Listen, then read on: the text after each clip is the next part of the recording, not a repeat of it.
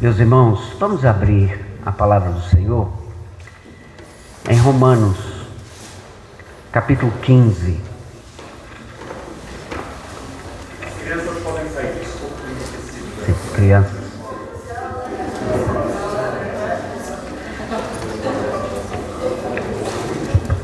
Romanos, capítulo 15. Eu vou fazer o seguinte com os irmãos. A sessão, ou perícope, começa no versículo 14, mas eu realmente vou falar para vocês apenas os versos 20 e 21, eu vou explicar a razão já. Mas o texto diz assim, Romanos 15, versos 20 e 21. Esforçando-me deste modo por pregar o Evangelho, não onde Cristo já foi anunciado, para não edificar sobre fundamento alheio. Pelo contrário, como está escrito, aqueles que não tiveram notícia dele o verão, e os que nada tinham ouvido a respeito dele o entenderão. Eu tinha um professor de seminário, era professor de homilética, e ele dizia sempre uma frase para a gente. Ele dizia que a gente lê a Escritura e às vezes a gente lê e passa despercebido por algumas verdades profundas que estão no texto, mas que a gente passa batido. E ele usava assim a expressão. Ele dizia assim, aí você lê o texto e de repente a verdade de Deus explode na frente da gente. Ele usava essa expressão. De repente, a verdade de Deus explode na frente da gente. Eu estava no seminário e eu já tinha convicção de que seria um missionário. Eu não sabia onde. Na época, eu achava que iria para Guiné-Bissau, na África.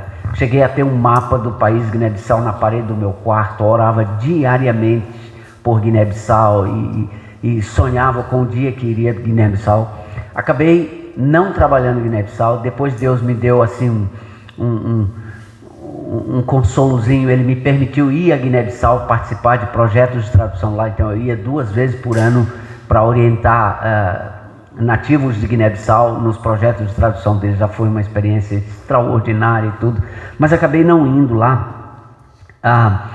E eu também ainda não sabia que tipo de trabalho eu iria fazer, nem onde, nem como.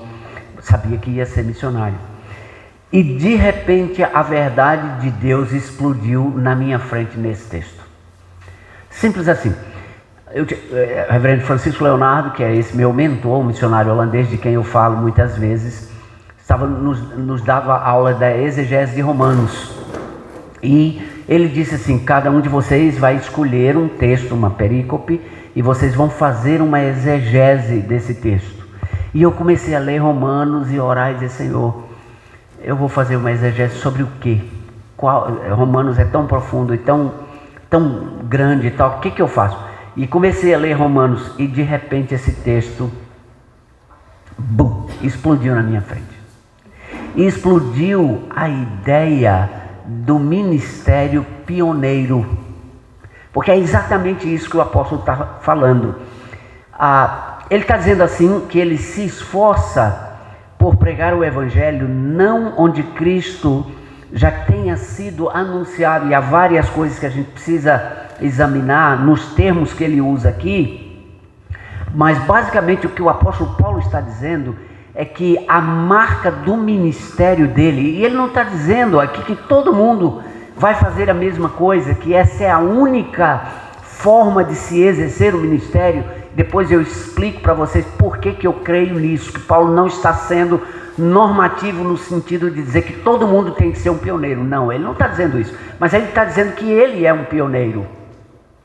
Ele está dizendo que o que movimenta a sua ideia da obra missionária é chegar em lugares onde Cristo não tenha sido nomeado. E essa palavra nomeado aí, ela é muito mais do que simplesmente ser anunciado, proclamado até. É mais do que isso. O sentido realmente do texto é ser reconhecido pelo nome. Em outras palavras, as pessoas que ouvem a pregação de que Jesus Cristo é o Cristo, o ungido, o enviado, o Messias, aquele a quem Deus prometeu na eternidade e agora Ele cumpre enviando. Esse é o Cristo, é o nome dele, e reconhecem isso e se submetem a Cristo. Essa é a ideia do apóstolo Paulo. Mas ele está dizendo que o esforço dele é para que o evangelho chegue aos povos não alcançados. Ele não quer estabelecer sobre fundamento, ele não quer chegar onde outras pessoas já chegaram e já pregaram o evangelho. E para mim isso era uma realidade muito nova, muito diferente da minha história, da minha tradição, da maneira como eu fui criado no evangelho, do que minha igreja me ensinou, daquilo que eu vivi no evangelho. Sim, a gente evangelizava, a gente ia para a praça, fazia culto, a gente fazia visita de casa em casa, entregava folheto, mas essa realidade de povos não alcançados, de lugares e pessoas e etnias que não tinham recebido a fundamentação do evangelho, isso era uma coisa totalmente nova para mim. Então a verdade desse texto explodiu na minha frente. E eu lembro, quanto mais eu estudava e eu queria ver o que Paulo estava querendo dizer com isso, em que contexto ele falou e por que ele estava falando isso para a igreja de Roma, eu fiz a oração e disse: Senhor, se aprover ao Senhor, eu gostaria de ir para um campo assim. Eu gostaria de chegar no local onde Cristo não tenha sido nomeado, onde Cristo não tenha sido reconhecido pelo nome como o Cristo, o ungido, o Messias, aquele enviado pelo Senhor para a redenção de um povo que o Senhor escolheu e está formando de todos os povos, de quem o Senhor vai receber glória eterna nesse novo céu e nova terra que o Senhor vai criar. A carta aos Romanos é uma daquelas cartas que a gente aprende muitas vezes na igreja, com a ideia de que Paulo escreveu como se fosse um compêndio de teologia para a igreja romana. Essa visão é uma visão antiga que não se sustenta mais. A motivação do apóstolo Paulo é uma motivação missionária. Isso está claro na carta aos Romanos. O problema é, a igreja de Roma não conhecia Paulo. E havia muita conversa sobre Paulo, mais do que a gente imagina. Na superficialidade em que a gente lê o Novo Testamento, a gente olha para a igreja do primeiro século como se ela fosse uniforme. O texto de Lucas até fala, né, que nós cantamos até, né, sobre essa unidade. E de fato havia unidade, e havia perseverança no ensino dos apóstolos. Mas houve um momento na história da igreja em que houve disputa, e houve polêmica, e houve debate sobre a natureza do evangelho. E na igreja primitiva, o nome do homem que se levanta assim para nós com maior firmeza e com maior clareza é o apóstolo Paulo. E ele tem alguns embates.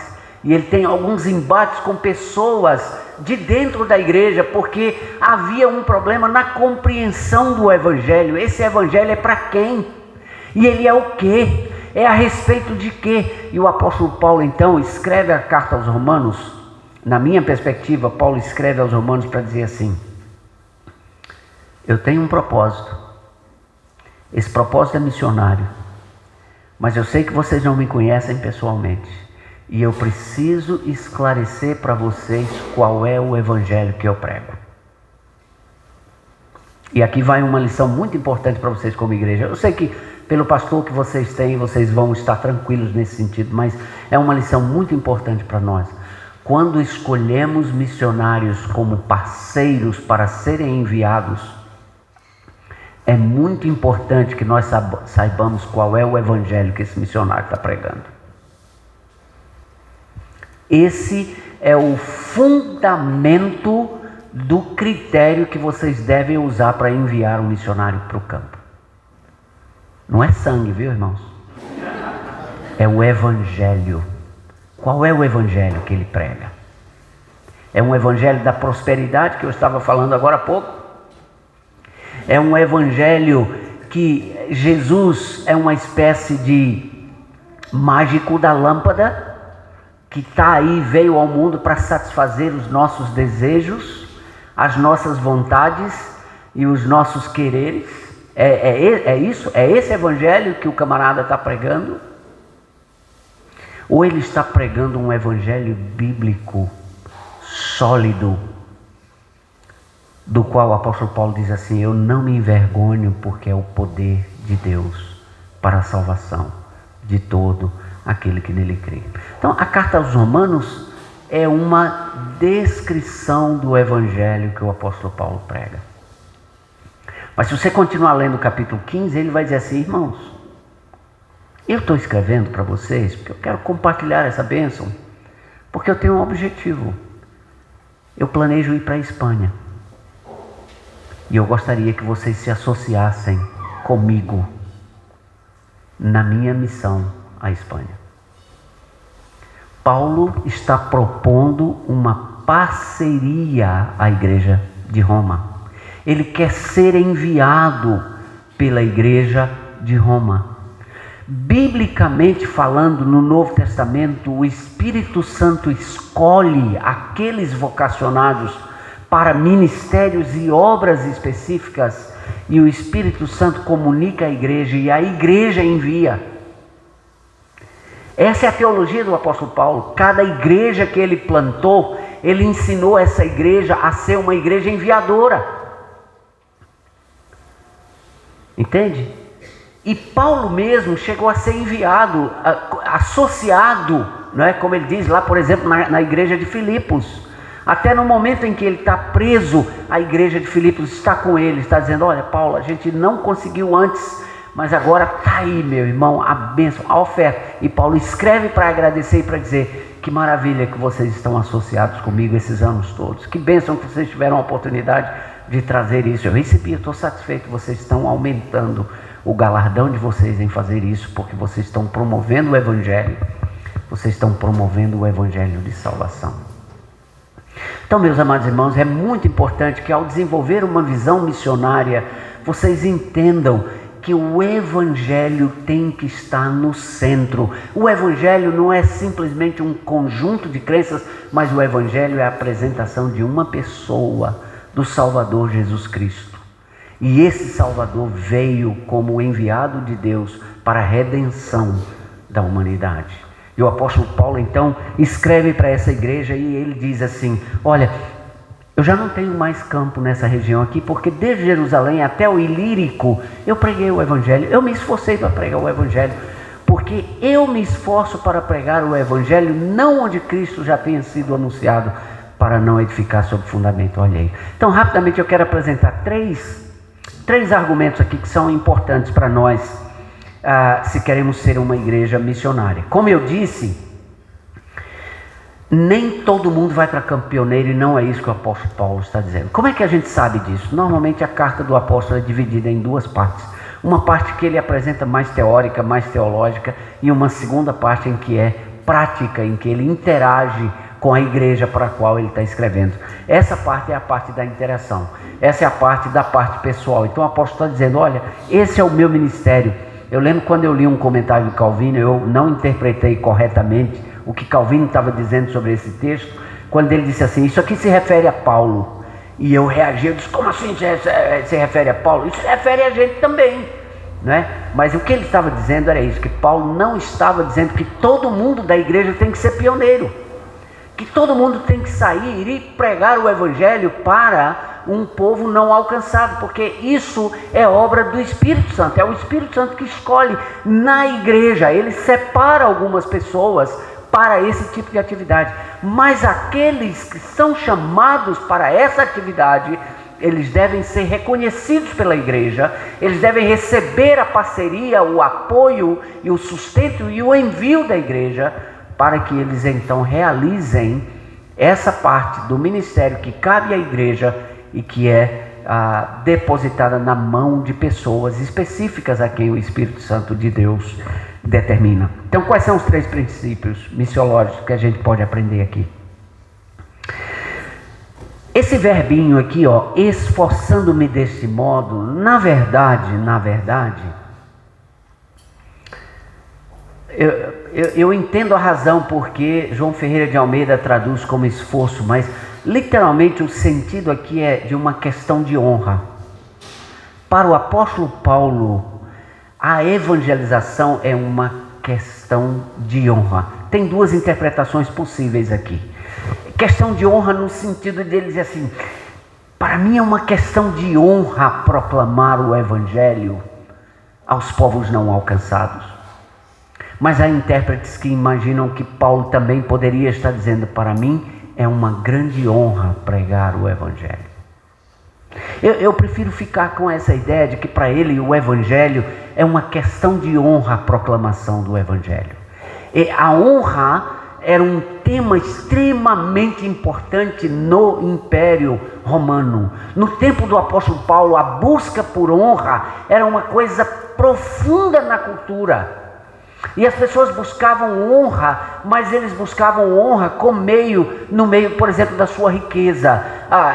Quando a gente lê, por exemplo, no Império Romano, o pessoal da classe média, às vezes eles faziam doações, às vezes eles construíam ginásios, às vezes eles faziam obras extraordinárias assim, porque eles queriam receber a honra. Lá estaria uma placa com o nome do indivíduo, né? Isso aqui foi doado ou construído por seu César, não sei o que, das quantas e tal. E aí a honra era um elemento que se buscava. Honra e vergonha são temas assim muito profundos na cultura dessa época. E o apóstolo Paulo diz: não, a honra que eu estou buscando, a honra que eu luto, a coisa que me faz viver e ter uma questão de honra é o evangelho.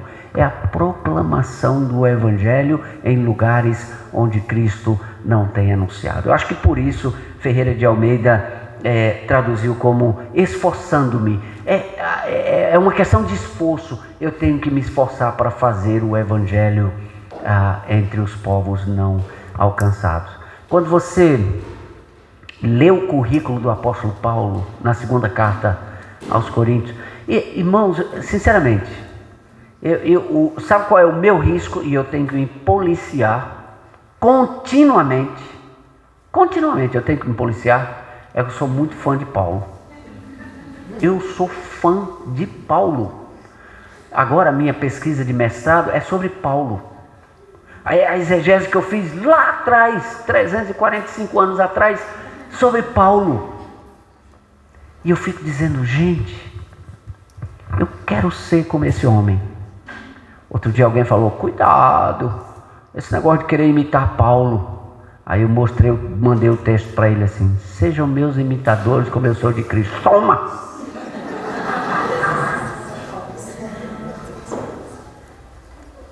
Sejam meus imitadores como eu sou de Cristo. É uma tabelinha, né? Se você quiser ir para Cristo logo de cara assim, talvez seja pesado demais. Então imita Paulo. E aí imita Cristo, né? E vive na semelhança do nosso Salvador e do nosso Senhor.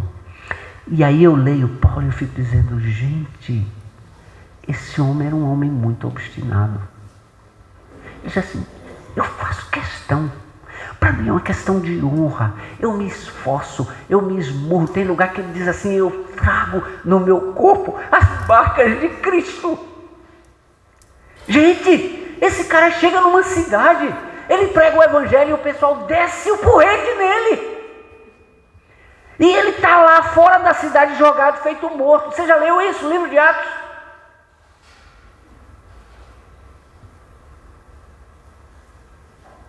De repente o cara levanta. E se fosse um filme, você ia dizer: esse aí vai desistir já, prega o evangelho e vai embora para o país dele de origem. E ele se levanta e vai, ora com os irmãos, abençoa os irmãos e vai para a cidade vizinha pregar o evangelho. E o pessoal da cidade: o quê? Onde é que esse cara está ali? Está fazendo tudo de novo, vamos lá. E eles vão lá e perturbam, e esse homem vai de cidade em cidade, sendo perseguido, sendo assim triturado. E depois, aí ele fala mais tarde, né? Depois até os da própria casa, os falsos irmãos, esse Paulo aí, esse cara não é de nada, rapaz. Quem é Paulo? Ele nem apóstolo é. Ele viu Jesus, ele andou com Jesus. São impostor. E tem mais, ele nem fala, ele é muito forte quando ele escreve, mas quando ele está aqui com a gente, ele é meio fraquinho. Chegaram a dizer isso para Paulo. Mas esse é um homem esforçando-me desse modo por pregar o Evangelho. O Evangelho no centro da alma. Sabe? Se você entender o Evangelho de verdade, que eu acho que tem muita gente nas igrejas que não entendem. Sinceramente, eu acho que tem muita gente nas nossas igrejas que não entendem o Evangelho bíblico. Mas se você entende o Evangelho e você coloca o Evangelho no centro da sua vida, Cristo é o centro da sua vida, o resto é resto. E você vive para Cristo, e você vive para servir, onde esteja. Não tem que ir lá para o meio do mato para servir a Cristo, aqui também. Mas esse é um princípio que nós encontramos na vida do apóstolo Paulo e precisa passar para a igreja. Irmãos, sem esforço não se faz a obra de Deus. Não dá. Uma geração mimada não faz a obra de Deus. Se você acha difícil vir para o culto, eu fui criado numa época que para você ter um pastor na sua igreja era uma luta. Um pastor pastoreava 3, 4 igrejas. A nossa igreja no interior da Bahia recebia a visita do pastor uma vez por mês, porque não havia pastores. O pessoal de área rural tinha que vir montado, tinha que vir a pé. Eu fui missionário na Transamazônica, no estado do Pará, por 1 ano. Eu parei o seminário porque eu queria testar a minha vocação. Eu acho que eu já falei para vocês, eu tinha muito medo de que fosse romantismo da minha parte. Quando eu era criança eu assistia os filmes de Tarzan. Vocês nem sabem quem é Tarzan, né? Cipó. Aí eu pensava assim, rapaz, se é por isso, será que é por isso que eu quero ir para a selva? Por causa de Tarzan? Será que eu aguento 1 mês na selva? Deus, eu quero testar a minha vocação. Tranquei o seminário e fui. Passei 1 ano solteiro, numa igrejinha de 5 pessoas. Eu preparava meu sermão, sabe como é seminarista, né? Grego e tal, não sei o que, exposição. Aí chegava na igreja, pá, 3 dormiam, 1 roncava e o outro escutava o sermão. Sério, 5 pessoas. Eu nunca orei e chorei tanto na minha vida como naquele ano, 1 ano inteiro. E também nunca andei tanto. Eu tenho o meu diário desse tempo. E os meus filhos leem e dizem assim, pai, não acredito, você fez Joseph Klimber. Teve um dia, por exemplo, que eu andei 35 quilômetros a pé para evangelizar uma pessoa. Eu pastoreava uma congregaçãozinha dentro das fazendas mesmo. Aí um camarada que era o líder da congregação chegou para mim e disse, ó, tem uma mulher, recebi um bilhete de uma mulher que mora aí para dentro do mato, está querendo a visita de um missionário, porque ela quer entregar a vida para Jesus, mas ela quer fazer isso, ela ouviu pelo rádio a pregação, ela se converteu, mas ela quer fazer isso na presença de um missionário. Vamos lá? Eu disse, se alguém for comigo, eu vou. 2 pessoas se prontificaram, esse líder e um homem chamado Raimundão. Eu conto a história do Raimundão já, tá bom? Mas nós fomos, andamos, acho que eram 16, 17 quilômetros para ir, pregamos o evangelho para essa senhora, ela se converteu, nós oramos, fizemos um culto, dormimos lá e no dia seguinte nós andamos o mesmo caminho de volta, a pé. Depois, tempos depois, eu ainda recebi notícia dessa senhora que estava frequentando uma igreja batista lá na vila mais próxima, estava firme na fé. E eu louvei a Deus, porque nós andamos aquela história, foi cansativo, não tem negócio de filme, lá vai o missionário, meu irmão, não é brincadeira não.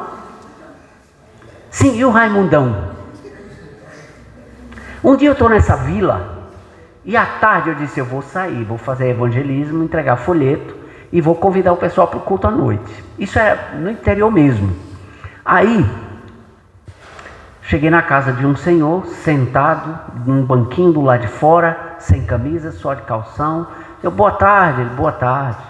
O senhor tem um tempinho? Eu sou missionário aqui da igreja presbiteriana, eu queria falar do evangelho de Jesus para o senhor. Ele, pô, não, senta aqui, me deu um banquinho. E aí eu comecei a evangelizar o homem. Aí ele ouvia e foi baixando a cabeça. E aí num determinado momento ele disse assim, pastor, mas tem pecado que Deus não perdoa. Eu disse, não, biblicamente falando, Deus perdoa qualquer pecado. E aí fui levando nas escrituras, o que o senhor precisa fazer é confessar, se arrepender e entregar a sua vida a Jesus.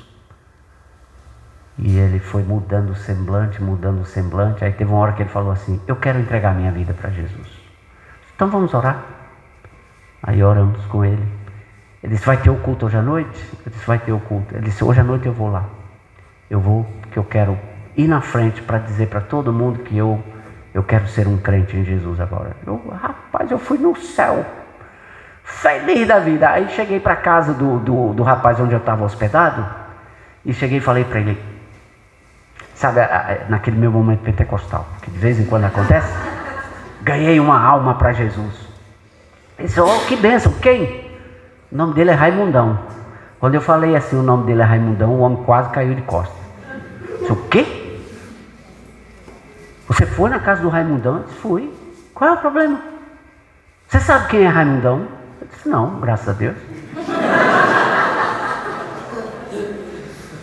Esse homem é um pistoleiro, matador, temido aqui por todo mundo.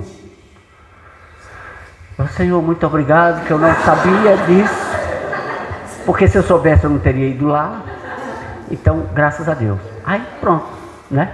Na hora do culto, estou lá na frente, sabe, a congregação era um lampiãozinho a gás, né? A gente, aquele tem a câmera, vocês não vão saber o que é isso, sabe o que é isso?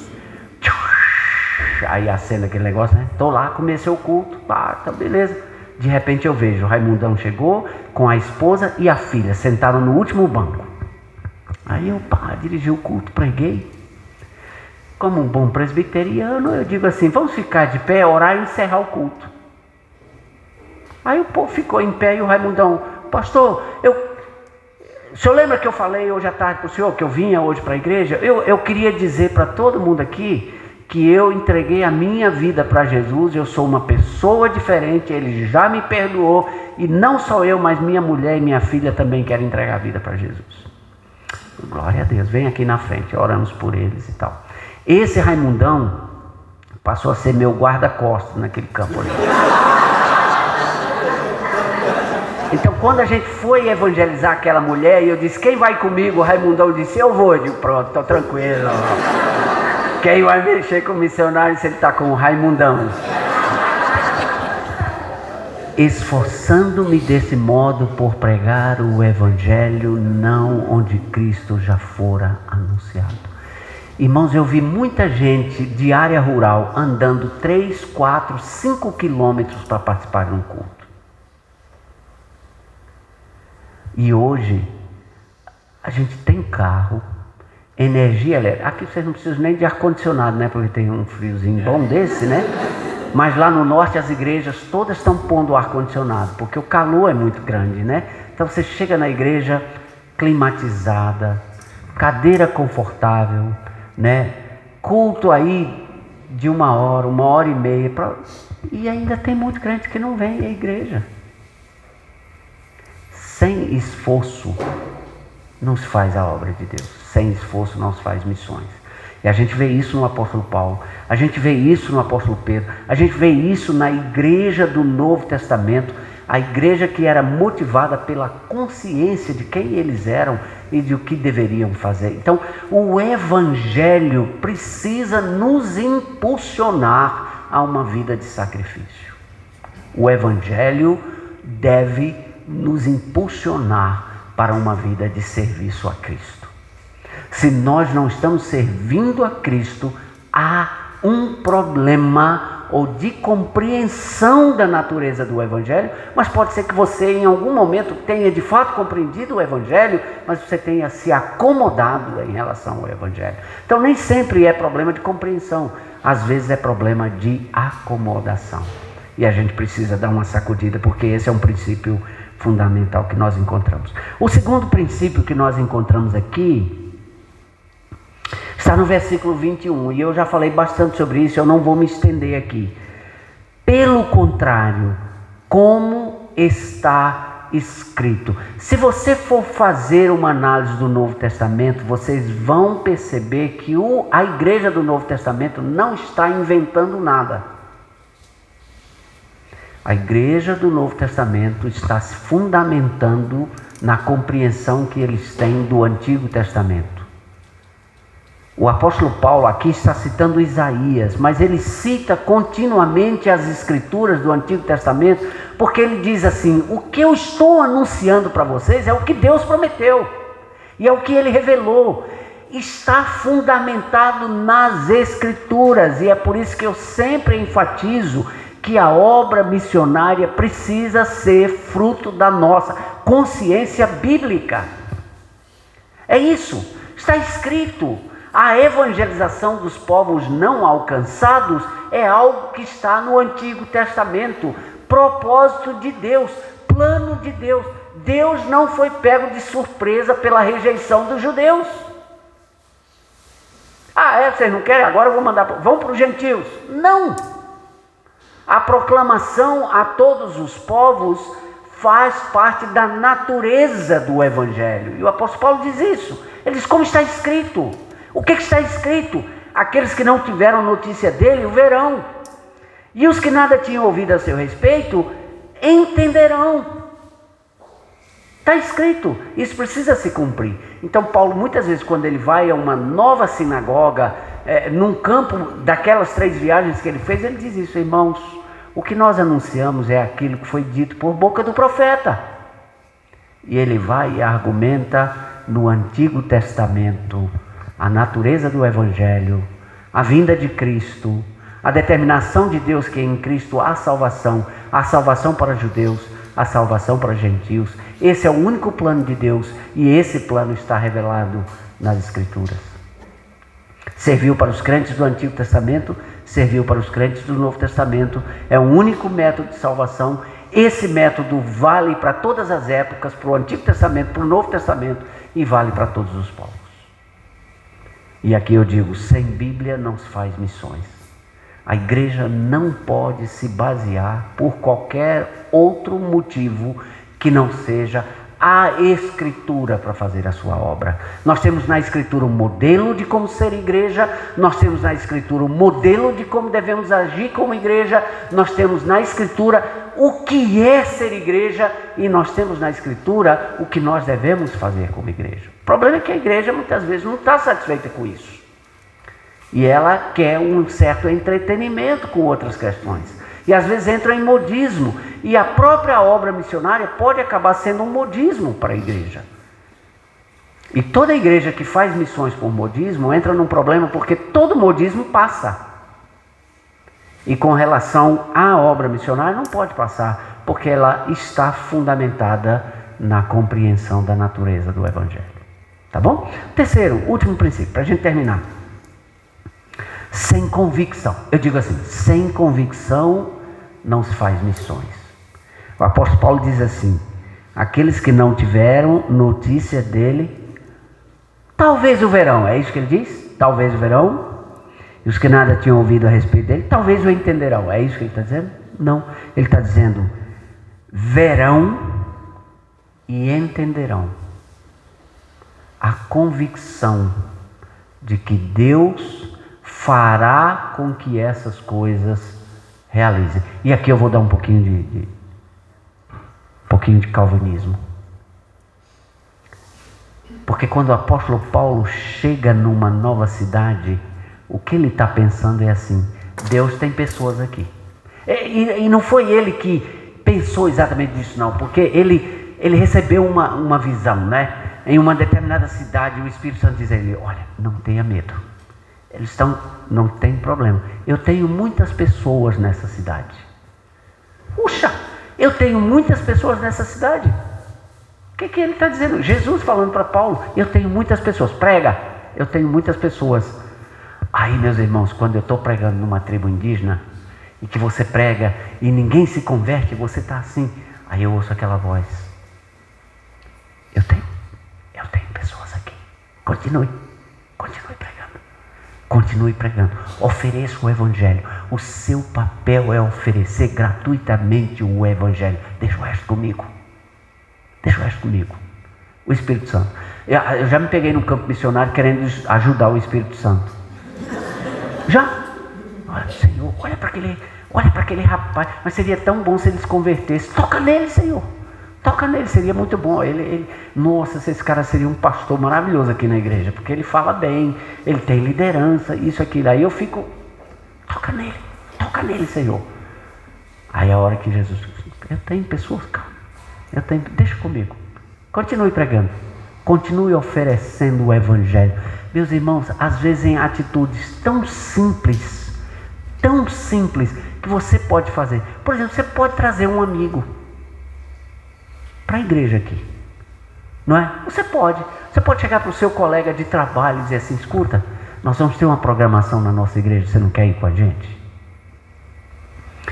A igreja hoje está tão acomodada, mas tão acomodada, que o pastor Pedro, eu não sei se você já recebeu telefonema desse tipo, mas, pastor, oi, eu tenho um vizinho aqui, eu preciso que você venha evangelizá-lo,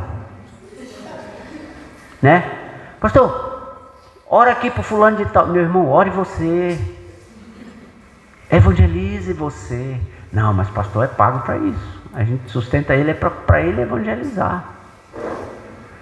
De tal maneira como a gente tem mudado as coisas e a igreja.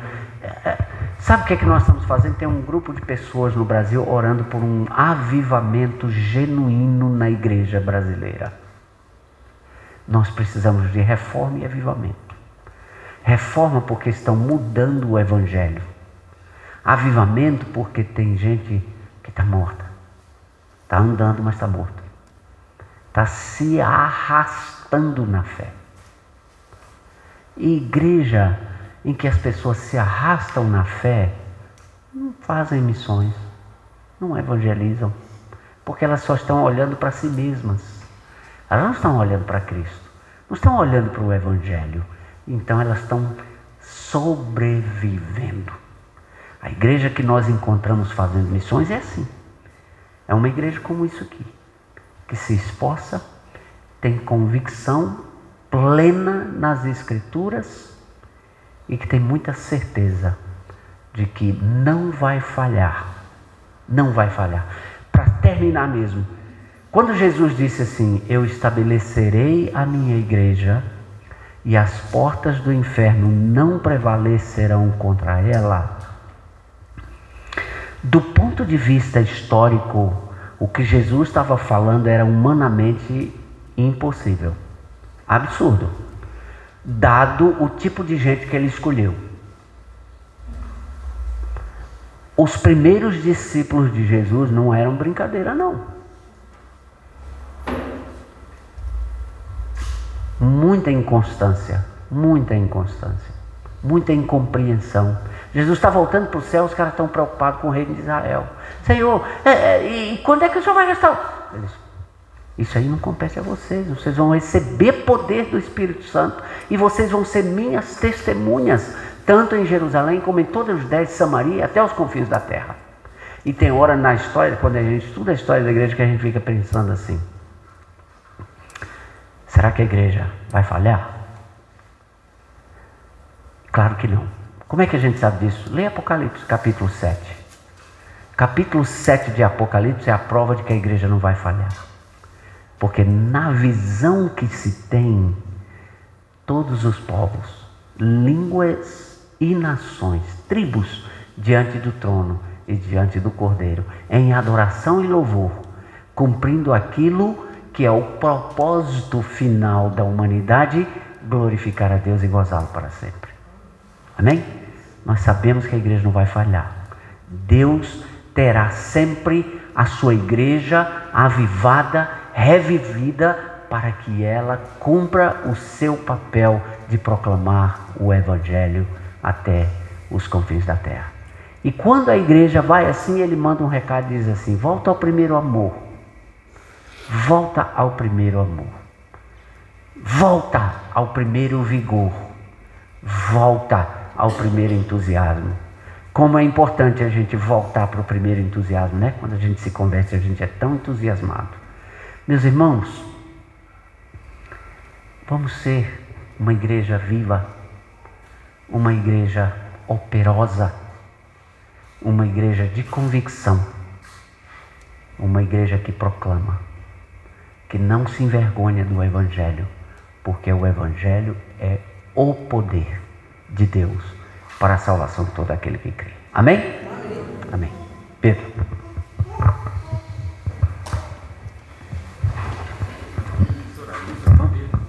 Vamos orar.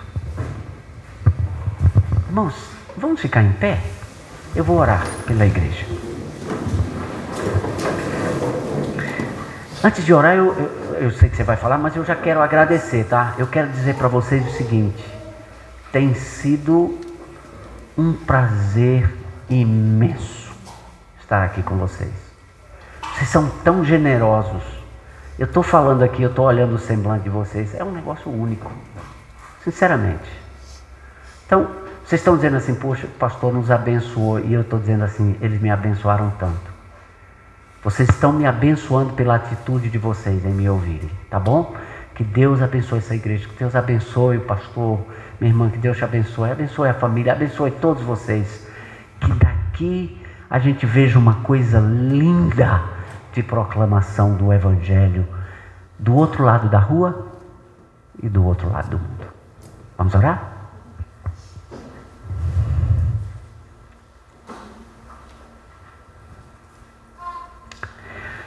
Senhor, o Teu Evangelho é tão poderoso, Teu Evangelho é tão extraordinário. Se imaginarmos que o Senhor poderia destruir tudo, a Sua criação, e começar talvez uma outra coisa, sei lá, em Marte, em algum outro lugar, mas aprove ao Senhor restaurar em Cristo e fazer novo céu e nova terra. E mais, o Senhor nos dá o privilégio de, uma vez restaurado e perdoado e justificado e abençoado, o Senhor nos dá o privilégio de participar da sua missão. Ó Deus, que maravilha! Obrigado pela tua palavra, que é tão poderosa e que se revela a nós. Abençoa esses queridos irmãos, meu Deus. Faz cada vez mais dessa igreja uma igreja missionária, uma igreja que entende a sua natureza, uma igreja que entende o seu papel, uma igreja que olha para as Escrituras com maturidade e diz: nós vamos viver assim, nós vamos fazer assim, porque foi para isso que Deus nos constituiu como igreja. Abençoa a sua liderança, dá sabedoria, maturidade, alegria em te servir. Ó Deus, que haja esforço, que haja convicção e que haja base, fundamentação bíblica nessa igreja para realizar a tua obra. E usa esses queridos irmãos, essa geração tão jovem aqui. Senhor, chama alguns para um trabalho pioneiro, chama alguns para o trabalho de tradução. O Senhor conhece o coração de cada um, então conduza aqueles que o Senhor chamar no preparo, no sustento, no envio. Abençoa, meu Deus. Fica conosco nesse dia, recebe a honra, a glória e o louvor. Tu és o único Deus, só o Senhor é digno de louvor e adoração, e nós queremos te servir, nós queremos te adorar, nós queremos oferecer ao Senhor a nossa vida e a nossa mente como um sacrifício vivo, agradável ao Senhor. É a nossa oração em nome de Jesus, aquele que vive para sempre, aquele que está conosco e nos conduz como cabeça da igreja, em nome dele. Amém. Amém. Norval, não tem como agradecer o tempo que tivemos aqui. Norval, para os alunos, sempre foi conhecido como o professor Norval. E na nossa igreja agora eu posso dizer nosso amigo Norval, irmão em Cristo, muito querido. E Deus te usou muito aqui, Norval. Amém, amém. Os irmãos podem sentar, Norval pode sentar também. Muito obrigado. Lembrando mais uma vez, turma, aproveitem. O Norval mora, a aldeia deles fica no Maranhão, é norte do Maranhão, mas a base deles é em Belém. Então não é tão comum ele estar disponível aqui na região. Acho que vem uma vez por ano, Norval, é por volta disso. Então aproveite essa semana, ele está por aí no seminário, no PV, e é o tempo que Deus deu. Deus nos deu um fim de semana com muito privilégio de tê-lo aqui. Flávio, em 2019, dezembro de 2019, nós fizemos uma conversa, uma assembleia aqui na igreja, e nós íamos fazer nossa viagem missionária em 2020. Não sei se você lembra disso. Estou falando para você porque você ficou meio encarregado de organizar isso junto comigo. Retomamos hoje, depois do culto a gente conversa, tá bom? Então, acabou a pandemia, pelo menos no sentido de que ela não nos impede mais de sair, de movimentar. Então nós podemos conversar. E daqui a pouquinho, terminado o culto, a gente marca, tá bom? De sentar e conversar. Sábado que vem, turma, só alguns avisos aqui, eu quero ter um papo com os adolescentes e jovens. Às 18 horas, tem compromisso às 17 aqui na igreja. O Cassiano vai estar com os adolescentes, não é isso? Então o Cassiano fica das 17 às 18 e a gente vai às 18 horas, jovens e adolescentes, e é aberto para a igreja. Nós vamos conversar sobre esse fim de semana aqui, tá bom? Então já tenho ideias e tenho conversado, e nós vamos assoprar essa brasa, né? Bastante agora, biblicamente, mas na prática também, e eu quero ouvir de vocês. Então a lição que eu vou passar para essa turma é nessa semana, hoje talvez, anote tudo que chamou sua atenção nesses dias, o que está no seu coração. Eu quero que você anote isso, e nós vamos conversar de forma dirigida no sábado que vem às 18 horas. Se algum irmão mais velho quiser vir também, qualquer idade, é sobre o tema de missões da nossa igreja que a gente vai conversar, tá bom? Mas pensando nos jovens e adolescentes, venham todos, ok? Há de ser um sábado muito especial para a gente nessa área também.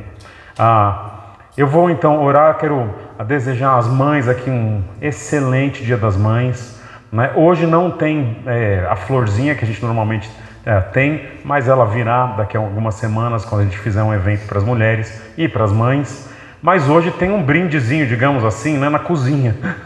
Sobrou bastante comida aí, tem uns pratinhos ali, por gentileza, leve para sua casa.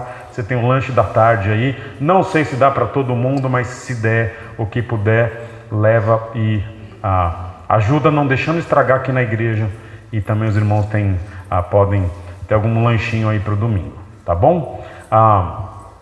Os demais avisos, irmãos, eu coloco para vocês aí pela internet. E vamos orar por tudo isso. Orem por mim, meu coração, vou conversar com o Norval agora no almoço.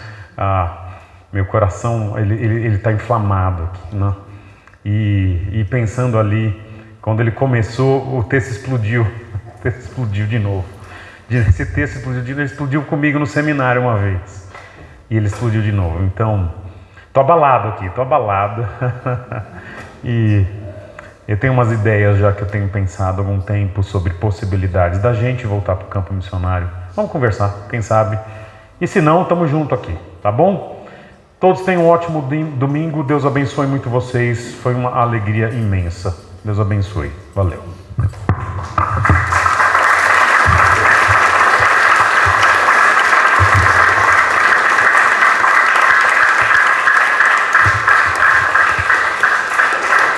O Léo instituiu hoje aqui na igreja. Deus abençoe vocês. Feliz Dia das Mães. Valeu.